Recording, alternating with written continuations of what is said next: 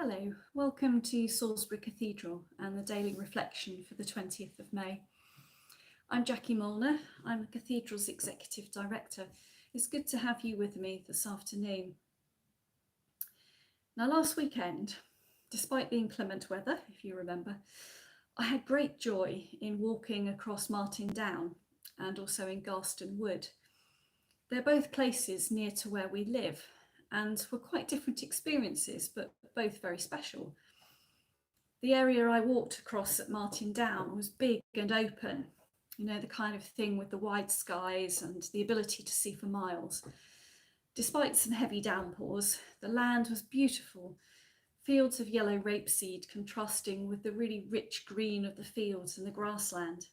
There was a bit of blue sky amongst the darkness of the rain clouds. And then in Garston Wood, it was a riot of bluebells and that snowy spread of wild garlic. Again, very wet, but also very beautiful. If I had a sense of smell, I'm sure that I would have been enriched further by the odour of the garlic. As a family, we're really keen walkers, and we're so grateful for the countryside around where we live last year when we couldn't go very far. But as a result of doing a lot of walking, I injured my foot. It's taken nearly 9 months for me to get back to being able to do a decent walk. So last weekend was a joy for lots of different reasons. The act of walking is quite a simple one, but it brought me real pleasure and the sense of something much bigger and longer lasting than me from the countryside around. We've heard a lot in the last year or so of how much people have come to appreciate being outside, the pleasure, the comfort of being in nature.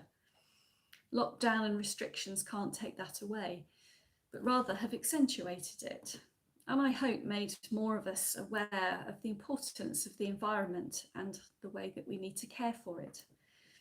The pattern and year-on-year rhythm of what changes around us shows us too that despite a global pandemic that's messed up our lives, the natural world still carries on month by month through its seasons. Nothing stops us moving between spring, summer, autumn and winter. And perhaps that gives us assurance, a comfort to watch the seasons change whilst we have had our lives so tied down. This week has brought joy of another sort as the cathedral opened again yesterday for visitors, the first time since December. We've not stood still during the last months. I know my colleague Robert talked a little bit about this in his reflection yesterday. We've done a lot to improve the welcome. We've removed that steep ramp into the consistory court. No more hair-raising trips for the catering staff with their trolleys. We've also got a really fantastic new welcome desk. We've refreshed how we can share the history and the stories of the cathedral with those who come. But we've not been able to be open to visitors for many months. So to be able to do that now is just a joy. And if you're passing, come in and have a look. So these simple but recent events have made me think about how we can find joy in quite simple things. And maybe too, they show us something of God that lifts our spirits and causes us to give thanks for the beautiful things, the good things around us. We don't only encounter God when we're in church or at prayer. If we look, if we listen, if we pause, we can find his presence and his purpose at work all around us. Our God is involved in every aspect of our lives and our world, close by, not distant. And Jesus encouraged his followers not to worry about life. He pointed to the birds of the air and the flowers of the field and said, neither of them need to toil to provide for themselves, so we shouldn't worry. His teaching, I think, is probably not one that we should take literally and not providing for our physical needs, but in terms of our spiritual life, that reminder to trust in God, to remember that God is with us all the time, is something very powerful. We can experience something of him in every aspect of our life, maybe through nature, music, art, friendships, just as much as when we spend time in church. We're invited into a living relationship. I was brought up in a family that went regularly to church. And looking back, though, the message that I grew up with was that God was someone you went to when you died. What mattered in the here and the now was to be as good as possible in order to be sure that when you got to the end of your life, you could go to heaven. And it was there that life would be as it should be, whatever that might turn out to be.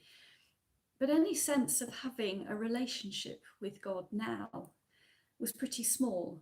I certainly don't remember being taught about that.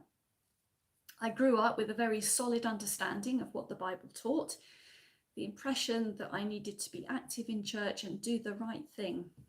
Then I stood a pretty good chance of getting through those heavenly gates. I didn't have a sense that God was close and accepted me just as I was. I was baptised around the age of 14, and I remember thinking, oh, well, okay, what happens next? There's a long life ahead of me, I hope, until I get to heaven. What's going to happen? Thankfully, through all the twists and turns of life since, by God's guidance, definitely not my own, and the wisdom and teaching of others, I've learned that faith is very much for the here and now, and that I'm invited into a relationship with a living God who wants all of us to share in bringing about his kingdom on earth, not just in heaven. I've recently been reading a book by Patrick Boland and Father Richard Raw. It's called Everything is Sacred, and that's every and thing, 2 words, not one.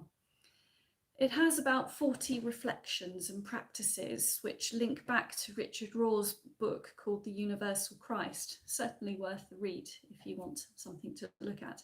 But these reflections speak of the sacredness of all aspects of life, because God is present in all aspects of life.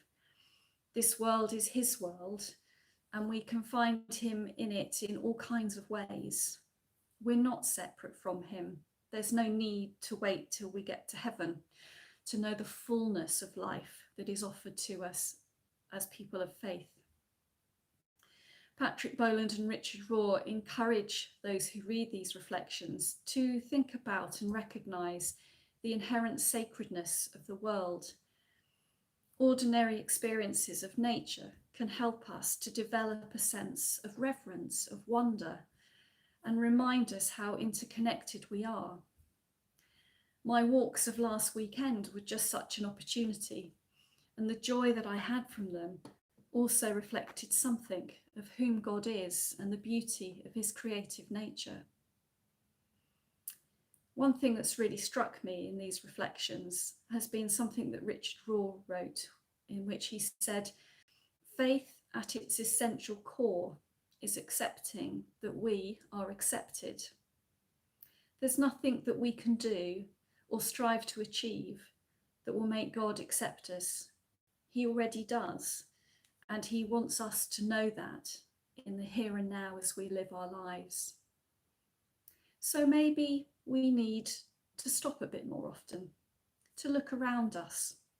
As Robert said yesterday, to linger, to wait, and to see him and to know him. That might be through the beauty of nature, the kindness, the support of a friend, the quietness of silence, or something else. But the great thing is that we live in relationship with God here and now. We're invited into that relationship and we are accepted just as we are. I think that's pretty good. Thank you for joining me this evening.